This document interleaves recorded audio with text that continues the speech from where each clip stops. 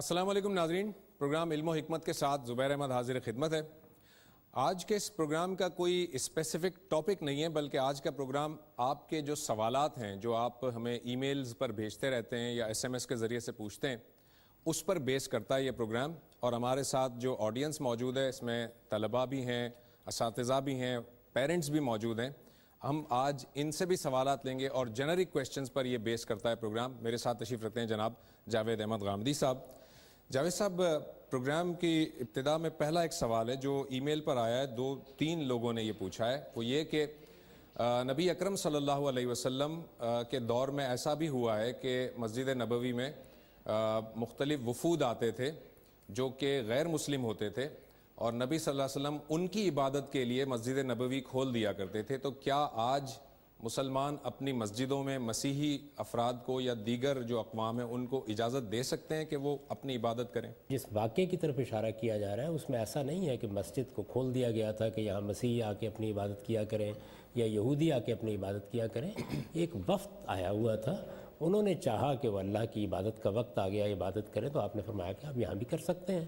تو اس سے یہ بات واضح ہوتی ہے کہ اللہ کی عبادت اور تنہا ایک خدا کی عبادت، اسی کے لیے مسجد بنائی گئی ہے۔ اس کا ایک طریقہ وہ ہے جو اللہ کے پیغمبروں نے اختیار کیا، جس کے مطابق ہم عبادت کرتے ہیں، اور محمد الرسول اللہ صلی اللہ علیہ وسلم نے اس کے لیے ہمیں ایک قاعدہ بتا دیا ہے۔ یہ نماز کی صورت میں ہوتی ہے، لیکن آپ مسجد میں بیٹھ کر اگر اللہ کا ذکر کرنا چاہیں، اللہ کو یاد کرنا چاہیں، ہم تسبیحات پڑھنا چاہیں، ہم قرآن مجید کی تلاوت کرنا چاہیں، تو اس پہ کوئی پابندی تو نہیں لگائی جا سکتی۔ مسجد اصل میں اللہ کی عبادت کا گھر ہے، اللہ کی عبادت جس کے سارے ہی بندے ہیں۔ اللہ کی عبادت کا گھر تو ہے، لیکن وہ توحید کا مرکز بھی تو ہے نا۔ اسی لیے میں نے عرض کیا کہ اگر وہ اللہ وحدہ لا شریک کی عبادت کرنا چاہتا ہے، اگر کوئی آدمی مسجد میں آ کے اپنے بتوں کو سجدہ کرنا چاہے گا یا اپنے بت اپنی آستین میں لے کے آ جائے گا، تو پھر تو ظاہر ہے کہ اس نجاست کو مسجد میں گوارا نہیں کیا جائے گا۔ ٹھیک، ایک اور کویشچن یہ ہے کہ آپ سے متعلق یہ ہے کہ آپ کے مختلف پروگرامز میں آپ اکثر ایسا ہوتا ہے کہ آپ خدا کا لفظ استعمال کرتے ہیں۔ سوال یہ ہے ان کا کہ خدا جو ہے وہ فارسی زبان کا لفظ ہے، اور خدا دیگر جو باطل جو خدا ہیں ان کے لیے بھی یہ خدا کا لفظ استعمال ہوتا ہے۔ اللہ تعالیٰ کا لفظ کیوں استعمال نہیں کرتے آپ، اور اللہ اور خدا میں یہ ڈفرینشیٹ کیوں نہیں کرتے؟ عرب یہ لفظ استعمال کرتے تھے، اس سے پہلے بنی اسرائیل کے ایل کا لفظ استعمال کیا جاتا ہے۔ یہ جتنے الفاظ ہیں، اسماعیل یا اسرافیل، یہ اسی ایل سے بنے ہوئے ہیں۔ اسرائیل کا مطلب ہے عبداللہ، اللہ کا بندہ عبرانی زبان میں۔ تو ایسے ہی لفظ اللہ استعمال ہوتا ہے۔ اسی اللہ کا جو اصل لفظ ہے، جس پر الف لام لگانے کے بعد یہ لفظ بنا ہے، الہ ہے۔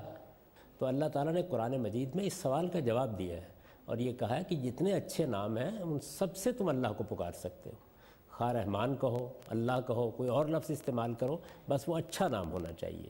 تو اگر معنی کے لحاظ سے کسی لفظ میں کوئی خرابی نہیں ہے اور عرف میں وہ اللہ کے لیے استعمال ہونے لگ گیا ہے، تو قرآن مجید کی اس آیت کی روشنی میں آپ اسے استعمال کر سکتے ہیں۔ اس طرح کی چیزوں کو کوئی زبان کے تعصب میں نہیں بدلنا چاہیے۔ عربی زبان میں لفظ اللہ اختیار کیا گیا، اللہ تعالیٰ نے اسی کو اپنا لیا، یعنی اس میں کوئی تبدیلی نہیں کی۔ یہ نہیں کہا کہ تم لوگ اللہ کہتے تھے، اب میرا پیغمبر آ گیا ہے تو میں کوئی اور نام متعارف کرا رہا ہوں۔ ٹھیک، چونکہ یہ انٹریکٹیو سیشن ہے، میں چاہوں گا کہ آڈینس سے بھی کچھ سوالات لیے جائیں۔ آپ اس طرف ہیں کوئی سوال؟ جی السلام علیکم۔ جی عمران علی، میرا سوال آپ سے آج کے مسلمانوں کے حالات کے بارے میں ہے۔ پچھلے دنوں یمن اور سعودی عربیہ میں ایک ٹسل تھی۔ پاکستان میں پرو سعودی ملاز جو ہیں وہ پورے سعودی عربیہ کو ایک مقدس زمین بنا کے پیش کر رہے تھے۔ تو اسلام میں مقدس زمین کا تصور کیا ہے بھی یا نہیں، اس بارے میں اپنی رائے ذرا۔ اس میں تو کوئی شبہ نہیں ہے کہ پورا کا پورا جزیرہ نما عرب مقدس سرزمین ہے۔ مقدس کا کیا مطلب ہوتا ہے؟ مقدس کا مطلب ہے جس زمین کو، جس خطے کو، جس علاقے کو، جس جگہ کو اللہ نے اپنے لیے خاص کر لیا۔ چنانچہ فلسطین کی سرزمین کو جب اللہ تعالیٰ نے اپنے لیے خاص کیا تو اس کے لیے سورہ مائدہ میں یہی لفظ استعمال ہوا ہے، الارض المقدسہ، یعنی وہ سرزمین جس کو تقدیس دے دی گئی، جس کو اللہ نے اپنے لیے خاص کر لیا۔ تو یہ میں پہلے بھی عرض کر چکا ہوں اور پھر اس کی وضاحت کر دیتا ہوں کہ اللہ تعالیٰ نے 4000 سال پہلے یہ فیصلہ فرمایا کہ اب یہ 2 زمینیں یا 2 علاقے یہ میری توحید کے مرکز کی حیثیت سے میرے لیے خاص رہیں گے۔ یعنی ساری زمین اللہ تعالیٰ کی ہے، اس نے بندوں کے لیے اس کو عام کر دیا، لیکن ان 2 علاقوں کو، فلسطین کا علاقہ جو اس زمانے میں کنعان کہلاتا تھا اور جزیرہ نما عرب کا علاقہ، تو اس میں کوئی شبہ نہیں ہے. اسی وجہ سے اس سرزمین کے بارے میں خصوصی احکام ہے. اس میں کوئی بت پرستی کا مرکز نہیں بنایا جا سکتا, اس میں کسی دوسرے مذہب کی کوئی عبادت گاہ نہیں بنائی جا سکتی. یہ اللہ کی عبادت اور اللہ کی توحید کے لیے خاص ہے. یہ حرم کی سرزمین ہے, اس میں غیر مسلم جائیں, جا کے دیکھیں کہ اللہ کی توحید کے کیا انوار وہاں موجود ہیں, وہاں رہنے والے لوگوں سے دین سیکھیں. لیکن یہ بہرحال اللہ کے دین کے لیے خاص کی گئی زمین ہے. فلسطین میں کم و بیش 2000 سال تک یہ صورتحال رہی. اب قیامت تک کے لیے سرزمین عرب کو یہ خصوصی حیثیت حاصل ہے. تو اس وجہ سے اس میں اگر لوگوں نے یہ کہا ہے کہ یہ پوری سرزمین مقدس ہے تو غلط نہیں کہا. رسالت میں آپ صلی اللہ علیہ وسلم نے بھی اس بات کو واضح کیا ہے, اور یہ حضرت ابراہیم کے زمانے سے ایسے ہی خاص کر لی گئی ہے. تو مقدس کا لفظ ہمارے یہاں بولا جاتا ہے, اس کے معنی لوگ شاید نہیں جانتے. اس کا مطلب ہے اس کو اللہ نے تقدیس دے دی, اپنے لیے خاص کر لی. ناظرین ایک چھوٹا سا بریک لیتے ہیں اور بریک کے بعد گفتگو کو یہیں سے کنٹینیو کریں گے.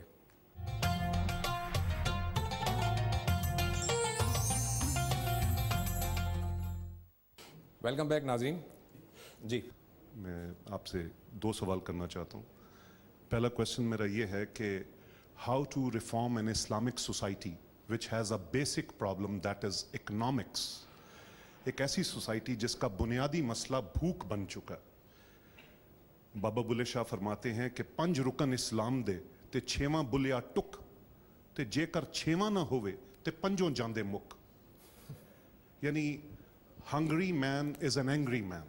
No one can be wise and at empty stomach. اب ایک بندہ بھوکا ہے, he is unable to make his both ends meet. آپ کے کانسٹیٹیوشن میں لکھا ہوا ہے it's an Islamic state but it's a lip service. اور دوسرا کویشچن یہ ہے کہ ہم لاء میں کہتے ہیں, since I'm a lawyer, ہم لاء میں کہتے ہیں کہ ignorance of law is no excuse. Is it in Islamic law as well? Can we plead ignorance? کیا ہم کہہ سکتے ہیں کہ میں لا علم تھا تو اس لیے مجھے ایکسکیوز کیا جائے؟ ٹھیک ہے, تھینک یو.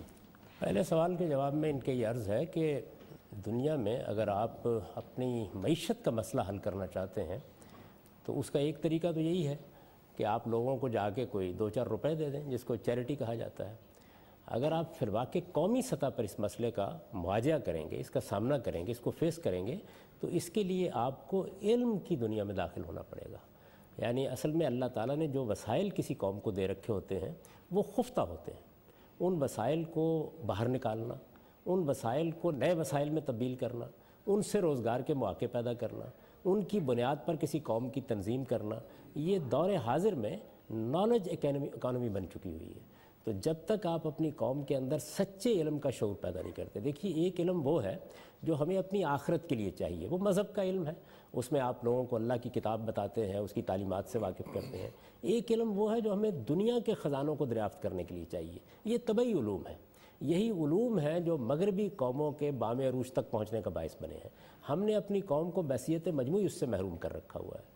تو اگر ہم یہ علم لوگوں کو دیں گے اور خدا کے خزانوں کو دریافت کرنے کی صلاحیت اپنی قوم میں پیدا کریں گے اور یہ کوشش کریں گے کہ ایک منصفانہ نظم قائم کر دیں. دیکھیے کوئی حکومت, کوئی ریاست بھی حتمی طور پر ذمہ داری نہیں اٹھا سکتی, لیکن اگر آپ علم کو عام کر دیں, علم کے ذرائع عام کر دیں, لوگوں کے لیے مواقع یکساں کر دیں اور ایک منصفانہ نظم اجتماعی آپ پیدا کرنے میں کامیاب ہو جائیں, تو اس کے نتیجے میں معیشت کی حالت بہتر ہونا شروع ہو جاتی ہے. اس میں غریب تک بھی روٹی پہنچنا شروع ہو جاتی ہے. یہ ذمہ داری کا وہ احساس ہے کہ جو ہمارے دانشوروں میں بھی ہونا چاہیے, ہمارے علماء میں بھی ہونا چاہیے, ہمارے ارباب سیاست میں بھی ہونا چاہیے. اب اگر آپ یہ سب نہیں کرتے تو دیکھیے مذہب یہ سکھانے کے لیے نہیں آیا, یعنی اس کا موضوع بالکل اور چیز ہے. اس کا موضوع موت ہے. زندگی کے ان معاملات کے بارے میں انسان کو اللہ نے بڑی عقل دے رکھی ہوئی ہے. دنیا کی اقوام نے اس عقل کو استعمال کر کے اپنے لیے خزانے دریافت کیے ہیں. آپ کو بھی اسی راستے پر چلنا ہوگا اور یہ خزانے آپ کو دریافت کرنے ہوں گے. ان کے ذریعے اور ان کی بنیاد پر اور ان کی تنظیم سے آپ لوگوں کے روزگار کا, ان کی روٹی کا مسئلہ حل کرتے ہیں. ورنہ آپ پوری قوم کو زیادہ سے زیادہ خیرات کی تعلیم دے سکتے ہیں. یہ مذہب نے دے ہی رکھی ہوئی ہے پہلے. وہ بار بار کہتا ہے, ابھی بھی آپ کبھی سروے کر کے دیکھیں تو یہ معلوم ہوتا ہے کہ سب سے زیادہ چیریٹی پاکستان کے لوگ کرتے ہیں. لیکن اس سے غربت کا مسئلہ نہیں حل ہوتا. اس کی بنیاد پر بلکہ آپ لوگوں کی عزت نفس کو مجروح کرتے ہیں.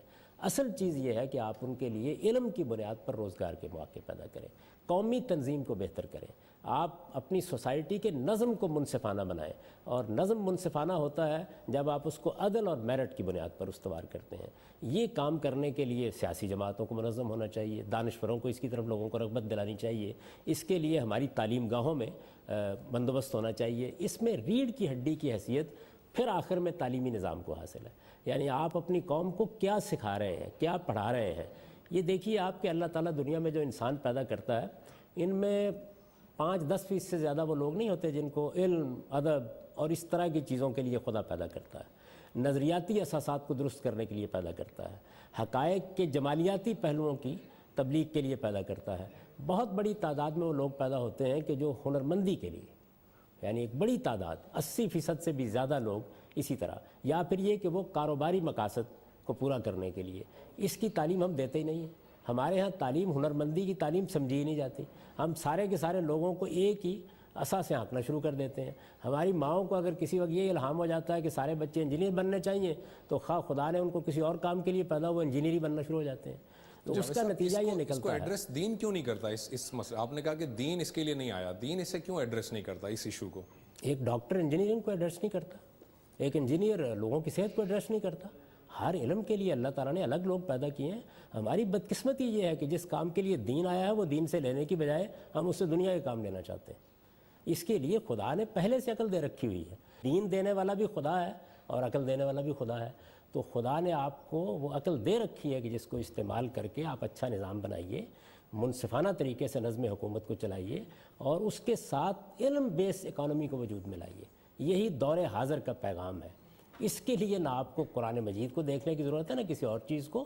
خدا کی کتاب اور پیغمبر آپ کو یہ بتانے کے لیے آئے ہیں کہ اس دنیا کی زندگی کے بعد ایک نئی زندگی تمہارا انتظار کر رہی ہے، اس میں تمہیں حساب دینا ہے جو کچھ تمہارے اعمال ہیں۔ مذہب کا موضوع یہ ہے، ان دونوں چیزوں کو کبھی خلط ملط نہیں کرنا چاہیے۔ ٹھیک، دوسرا جو کویشچن تھا ان کا وہ یہ تھا کہ اگنورنس جو ہے وہ کوئی ایکسکیوز نہیں ہے، ایک لا ہے یہ، کیا مذہب میں بھی یہ اس کی گنجائش ہے؟ دنیا کے قانون کے لحاظ سے مذہب میں بھی ایسے ہی ہوگا۔ یعنی اگر کسی آدمی نے کسی قانون کی خلاف ورزی کی ہے اور اس پر مذہب نے کوئی تعزیب دنیا میں مقرر کر رکھی ہوئی ہے تو یہ اس کے لیے ایکسکیوز نہیں بنے گی۔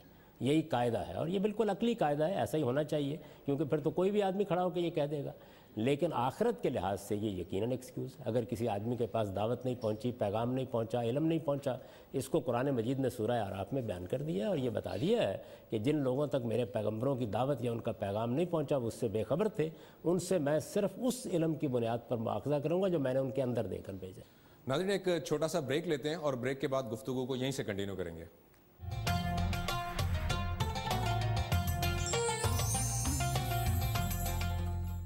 محمد فاروق اوان میرا نیم ہے۔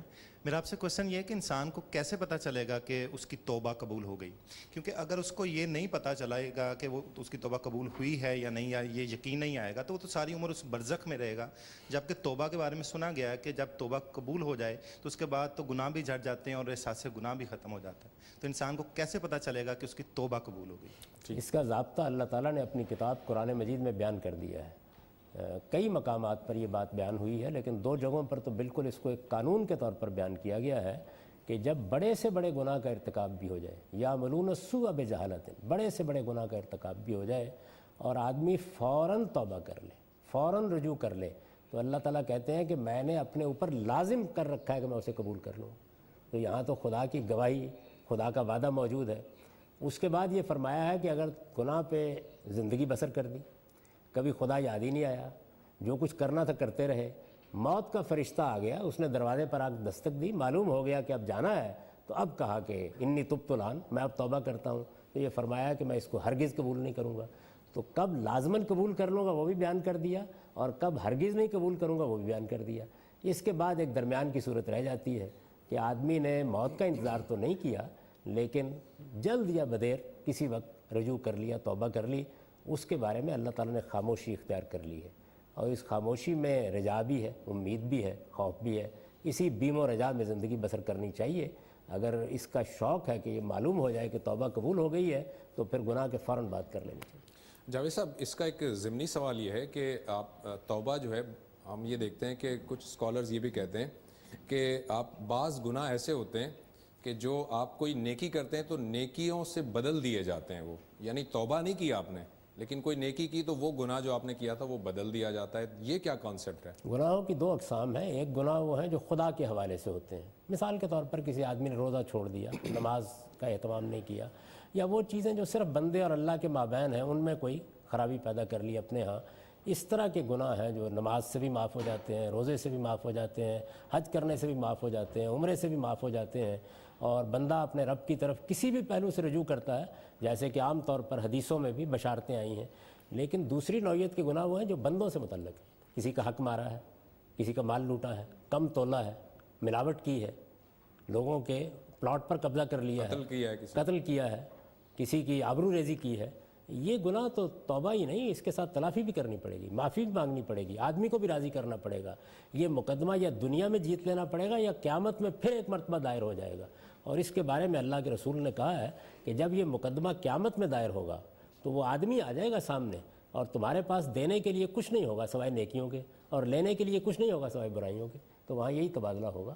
تو اس لیے جو بندوں سے متعلق گناہ ہیں وہ نہ حج سے معاف ہوتے ہیں, نہ وہ عمرے سے معاف ہوتے ہیں, نہ وہ نماز پڑھنے سے معاف ہوتے ہیں. ان میں معافی مانگنی پڑے گی, تلافی کرنی پڑے گی. اچھا جاوید صاحب, ایک آپ کا سوال ہے؟ اچھا ٹھیک ہے, آپ کر لیں پہلے سوال. ویسے تو رسالت مآب صلی اللہ علیہ وسلم کی حیات طیبہ میں اتنے پہلو ہیں کہ لقد کان لکم فی رسول اللہ اسوۃ حسنہ. ہم غیر مسلموں کے سامنے آپ کی حیات طیبہ کا کون سا ایسا پہلو نمایاں کر کے پیش کریں جس سے وہ اسلام کی طرف جو ہے وہ آئیں اور ہماری اپنی زندگی بھی جو ہے وہ بہتر ہو سکے. بہت شکریہ. تشریف. غیر مسلموں کو خدا کی دین پہنچانے کے لیے خود خدا نے ہمیں یہ حکم دیا کہ میری کتاب پہنچا دو. یعنی اللہ تعالیٰ یہ کہتے ہیں کہ یہ قرآن مجید نذیر للعالمین ہے. رسالت مآب صلی اللہ علیہ وسلم کو بھی قرآن میں یہ ہدایت کی گئی ہے کہ اوحی الیہ کل اوحی الیہ ھذا القرآن لانذرکم بہ ومن بلغ, کہ یہ قرآن آپ پیغمبر لوگوں کو بتا دیں کہ یہ قرآن میری طرف وحی کیا گیا ہے, میں اس کے ذریعے سے تمہیں انذار کروں گا اور ان کو بھی جن تک یہ قیامت تک پہنچتا رہے گا. تو قرآن مجید رسالت مآب صلی اللہ علیہ وسلم کی سیرت کو بھی بیان کر دیتا ہے, بلکہ حقیقی طریقے سے بیان بھی وہی کرتا ہے. ہمارے ہاں جو قصے, کہانیاں اور روایات ہیں ان کے اندر تو بعض اوقات صورتحال بالکل مسخ ہو جاتی ہے. قرآن مجید وہ صحیح تصویر سامنے لاتا ہے کہ رسالت مآب صلی اللہ علیہ وسلم کی کیا شفقت تھی, کیا محبت تھی, کیا انسانیت کے لیے آپ رحمت بن کر آئے تھے, آپ کے پاس کیا پیغام تھا. آپ یہ دیکھیے کہ رسالت مآب صلی اللہ علیہ وسلم کی شخصیت کے اوپر جو تبصرے ہیں کہ وہ خلق عظیم کا نمونہ تھے. یہ بتایا گیا ہے کہ لو کنت فظا غلیظ القلب لانفضوا من حولک, کہ آپ تو اصل میں لوگوں کے لیے اتنے نرم خو ہیں, اگر ذرہ برابر بھی درستی ہوتی طبیعت میں تو لوگ آپ کے گرد سے چھٹ گئے ہوتے. تو یہ سارے پہلو خود قرآن نمایاں کر دیتا ہے. غیر مسلموں تک دین پہنچانے کے لیے نہ مجھے کوئی واز کرنا چاہیے, نہ آپ کو اللہ کی کتاب پہنچانی چاہیے. مسلمانوں نے اس میں بڑی کوتاہی کی ہے. عام طور پر ہم ادھر ادھر کے قصے کہانیاں ان کو سنا دیتے ہیں. اللہ کی کتاب پہنچا دیجئے, وہ اپنے پیغمبر کا بھی تعارف کرا دے گی اور وہ باقی معاملات بھی سارے انجام دے دے گی. یہ اس کتاب کی غیر معمولی تاثیر ہے. اگر ہم اس کے اچھے ترجمے لوگوں تک پہنچائیں اور اس کے ذریعے سے خدا کا پیغام پہنچے تو اس میں پھر ادھر ادھر کی چیزیں نہیں ہوں گی, بلکہ وہ بات ہوگی جو مستند ترین ہے, وہ بات ہوگی جو رسالت مآب صلی اللہ علیہ وسلم کو بھی صحیح صورت میں پیش کرے گی, اور اس کے نتیجے میں خدا کا دین جس طرح کہ خدا چاہتا ہے لوگوں تک پہنچے گا. السلام علیکم, میرا نام سدرا فاضل ہے, اور جیسے ابھی بچوں کے حوالے سے بات ہو رہی تھی کہ ان کو قدریں سکھانی چاہیے, بہت معذرت کے ساتھ ہمارے پیرنٹس کو بھی تربیت کی ضرورت ہے. انہیں پڑھے ایجوکیٹڈ ہوتے ہیں پیرنٹس, دین کا بھی معلوم ہے سب, لیکن بعض اوقات وہ ایسے سوال یا ایسے گھر میں ایشوز ہوتے ہیں ان سے صاف ظاہر ہو رہا ہوتا ہے کہ یہ دین سے بہت دور ہیں. اسپیشلی پروپوزلس کے حساب سے اگر ایشو پہ بات کریں, اگر وہ پروپوزل اپنی بیٹی یا بیٹے کا دیکھنے جاتے ہیں, وہ یہ نہیں دیکھتے کہ بچی دیندار ہے, لڑکا دیندار ہے, رزق حلال کماتا ہے. وہ یہ دیکھتے ہیں اسٹینڈرڈ کیا ہے اور کھاتے پیتے ہیں, امیر ہیں فائنینشلی, اگر ہمیں ضرورت پڑے بعد میں لائف میں تو کیا یہ ہمیں سپورٹ کر سکے گی فیملی. وہ یہ دیکھتے ہیں, وہ یہ نہیں دیکھتے کہ دیندار ہے یہ فیملی, مخلص ہیں, ان میں اخلاص ہے. اور بہت سی ایسی باتوں میں بہت سے ایسے معاملات ہیں جن میں اتنے ایشوز چل رہے ہوتے ہیں. بعض اوقات یوں لگتا ہے کہ آپ کا یہ تبصرہ ہے, سوال آپ کا کیا ہے؟ یہ تو تبصرہ آپ کر رہی ہیں. یہ لگ رہا ہوتا ہے کہ پیرنٹس اپنے کمپلیکسز کو پورا کرتے ہیں بچوں کے ذریعے.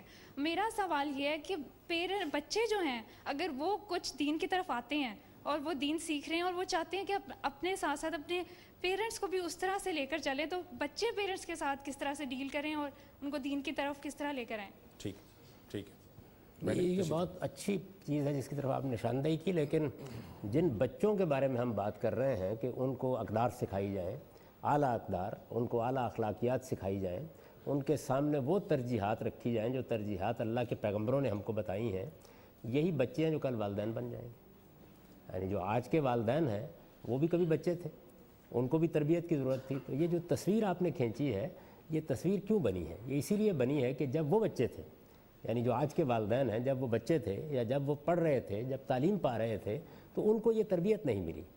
تو اس وجہ سے جو سوال انہوں نے کیا تھا وہ یہ، کم سے کم آج تو ہم آج کی نسل کو یہ تربیت دینا شروع کریں، ان کے سامنے اعلیٰ اقدار کو رکھیں، اعلیٰ اقدار کی محبت ان کے اندر پیدا کریں. یہ جو آپ چاہتی ہیں کہ اگر کوئی رشتہ کرنا ہے یا کوئی فیصلہ کرنا ہے تو صرف دنیائی کی چیزیں پیش نظر نہ ہوں، بلکہ اس کے ساتھ اعلیٰ اخلاق اور اعلیٰ اقدار کس حد تک ہے کسی خاندان میں، کسی شخص میں، یہ بھی پیش نظر ہوں، تو یہ چیز اسی صورت میں پیدا ہوگی نا کہ آج کی نسلوں کو ہم تعلیم دیں گے، کل کو وہ والدین بنیں گے اور پھر والدین کی حیثیت سے بھی اپنا کردار ادا کر سکیں گے. یہ بات آپ کی بالکل صحیح ہے کہ ہمارے ہاں عام طور پر والدین اپنی محبت، اپنی شفقت، اس سب کچھ کو استعمال کر کے یہ چاہتے ہیں کہ وہ زیادہ سے زیادہ دنیا سمیٹ لیں. یہ والدین کا کیا معاملہ ہے؟ والدین سے چونکہ بچوں کو واسطہ پڑتا ہے تو والدین کا لفظ زیر بحث آ گیا. ہم سب کا یہی حال ہے. اس صورتحال سے نکلنے کے لیے یہ ضروری ہے کہ ہر انسان کے سامنے یہ حقیقت رہے کہ اس کو ایک دن اپنے پروردگار کے حضور میں جانا ہے. دیکھیے انبیاء یہی بتانے کے لیے آئے، یعنی مذہب بنیادی طور پر آپ کو یہ بتانے کے لیے آیا ہے کہ یہ دنیا ختم ہو جانی ہے، یہ عارضی دنیا ہے، آپ کو ایک دن اپنے خدا کے حضور میں پیش ہونا ہے اور وہاں صرف اعلیٰ اقدار ہیں جو آپ کے لیے فیصلے کا ذریعہ بنیں گی. تو یہ تعلیم ہم کو والدین کو بھی دینی.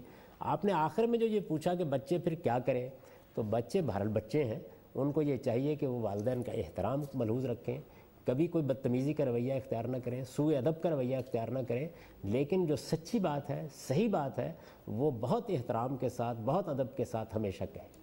اس کے اوپر اگر ان کو خدا اسٹینڈ لینے کی توفیق دے تو وہ بھی لیں، لیکن شائستگی کو، ادب کو کسی حال میں بھی اپنے ہاتھ سے نہ چھوڑیں. ٹھیک. آج کے سینیریو میں جو اسلامی دنیا کے حالات ہیں، کیا آپ کی نظر میں محمد عبدہ، جمال الدین افغانی اور علامہ صاحب کے تصور کے حوالے سے کوئی ایسا ہے خیال، کوئی اسلامی دنیا کو اس صورتحال سے نکالنے کی کوشش کرے؟ کسی قوم پر بھی جب زوال آتا ہے، اور اسلامی دنیا جب آپ کہتے ہیں تو اس کا مطلب ہے بہت سی اقوام ہیں، یہ زیادہ تر سامی اقوام ہیں. دنیا میں اللہ تعالیٰ نے جو طریقہ اختیار کیا وہ یہ ہے کہ پہلے حام کی نسل کو، آپ کے علم میں ہے، اگر تاریخی طور پر آپ بعض حقائق سے واقف ہیں، کہ حضرت نوح کے 3 بیٹے ہیں جن کی اولاد پھر دنیا میں پھیلی ہے، حام، سام اور یافس. تو حام کی اولاد زیادہ تر افریقہ میں آباد ہے. پہلے مرحلے میں اللہ نے ان قوموں کو موقع دیا کہ وہ دنیا کے اسٹیج پر نمودار ہوں، انہوں نے بڑی بڑی سلطنتیں قائم کیں، اور اس کے بعد پھر وہ زوال آشنا ہو گئی. پھر سامی اقوام کا دور آیا، کم و بیش آپ کہہ سکتے ہیں کہ حمورابی کے زمانے سے بابل کی جو پہلی سلطنت قائم ہوئی، یہ عربوں ہی کی قائم کی ہوئی ہے. تو سامی اقوام کی سلطنتوں کا ایک پھر وسیع دور آیا. اسی دور میں بنو امیہ کی حکومت قائم ہوئی، بنو عباس کی حکومت قائم ہوئی، اور پھر وہ وقت آ گیا کہ جس میں اللہ تعالیٰ کے قانون کے مطابق ان اقوام کا دور ختم ہوا اور ان کی جگہ یافس کی اولاد کو موقع دیا گیا. یہ جو عثمانی ترک ہیں یہ بھی یافس کی اولاد ہیں، یعنی وہ مسلمان ہو گئے، یہ ایک بالکل الگ چیز ہے، لیکن اصلاً سامی اقوام سے اقتدار لے لیا گیا. اب یہ اقتدار یافسی کی اولاد میں قیامت تک رہنا ہے. یہ بات خود قرآن مجید نے بیان کر دی ہے. تو اس وجہ سے اللہ تعالیٰ مختلف قوموں کو مختلف ادوار میں موقع دیتا رہا ہے. مسلمان اقوام اب تک جو ہے ان کے بڑے حصے کو یہ موقع ایک مرتبہ تاریخ میں دیا جا چکا ہے. اس موقع کو اگر دوبارہ حاصل کرنا ہے تو اس کے سوا کوئی راستہ نہیں، چونکہ آپ نے اسلامی دنیا کا لفظ استعمال کیا ہے کہ اسلام کی دعوت کو اب یافس کی اولاد تک لے کے جائیے، اور پھر کوشش کیجئے کہ وہی واقعہ ایک مرتبہ پھر ہو جائے جو تاتاریوں کے ساتھ ہو گیا تھا، کہ وہ آئے تو اگرچہ یافس کی اولاد سے، لیکن اللہ نے ان کو دین کو قبول کرنے کی سعادت بخشی، اور کم و بیش 500 سال تک پھر مسلمان یہ خیال کرتے رہے کہ گویا ان کو غلبہ حاصل ہو گیا ہے. تو اب آپ کے پاس ایک ہی راستہ ہے، اور وہ یہ کہ خدا کی دعوت لے کے نکلیں اور ان اقوام کے پاس جائیں اور ان کو خدا کا پیغام پہنچائیں، ان تک وہ دعوت پہنچائیں، اللہ کی کتاب سے ان کو متعارف کرائیں، جن اقوام کو اللہ تعالیٰ نے اس وقت دنیا کا اسٹیج دے رکھا ہوا ہے. ناظرین ایک چھوٹا سا بریک لیتے ہیں اور بریک کے بعد گفتگو کو یہیں سے کنٹینیو کریں گے.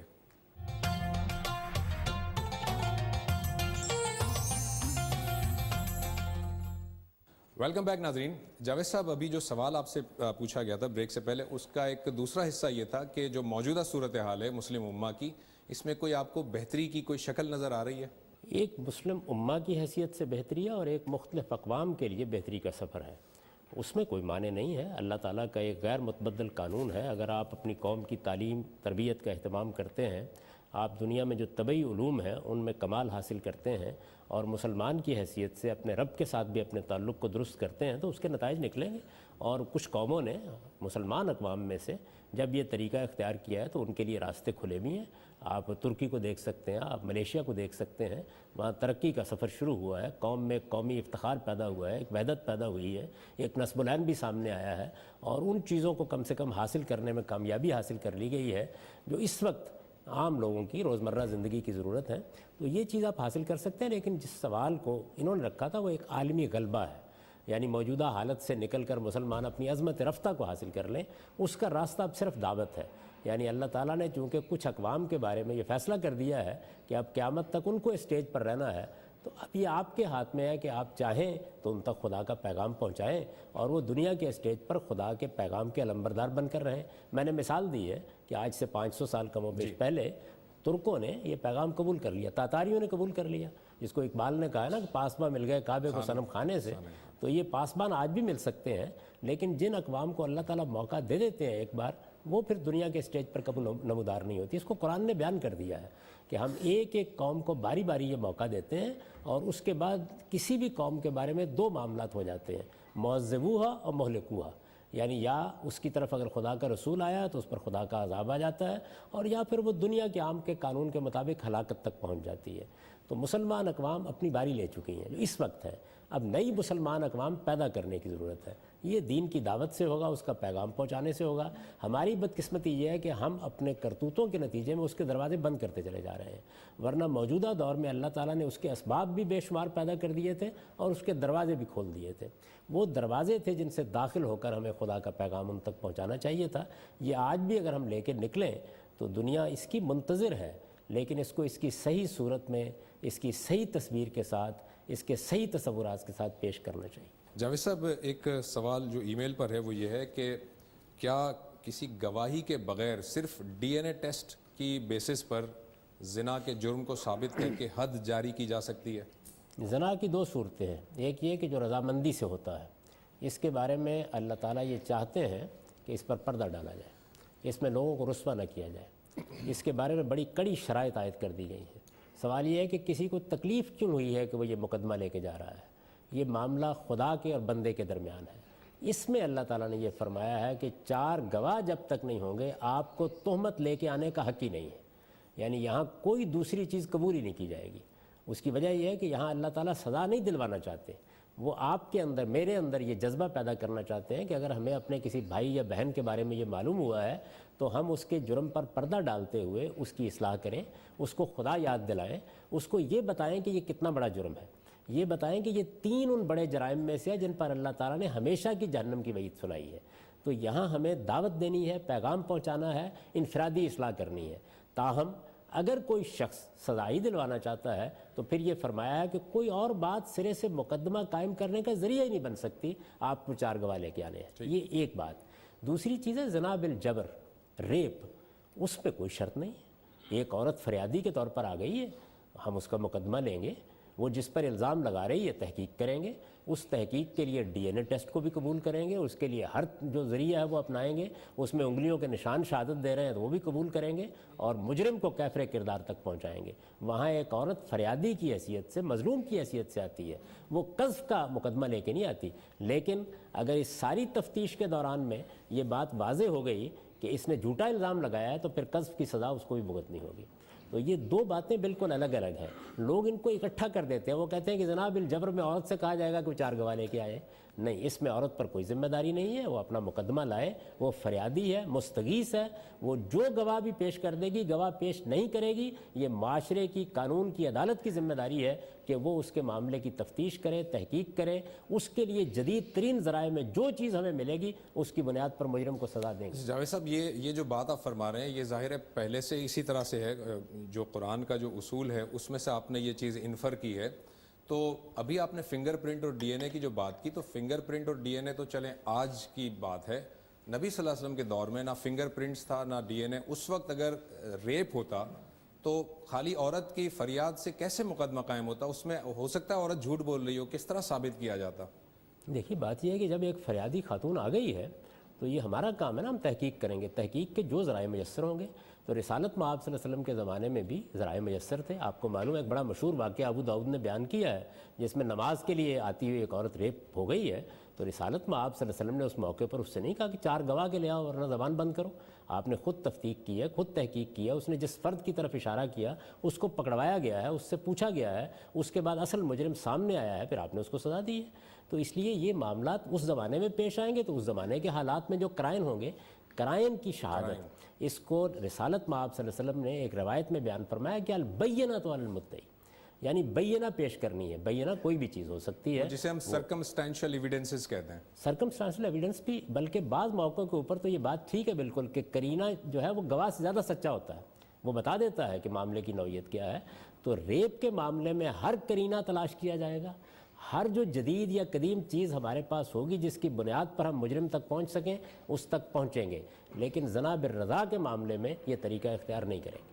ٹھیک ہے ناظرین، ہمارے اس پروگرام کا یہاں پر وقت ختم ہوا چاہتا ہے. ابھی یہ نشست جاری ہے لیکن آج کا یہ ایپیسوڈ یہیں پر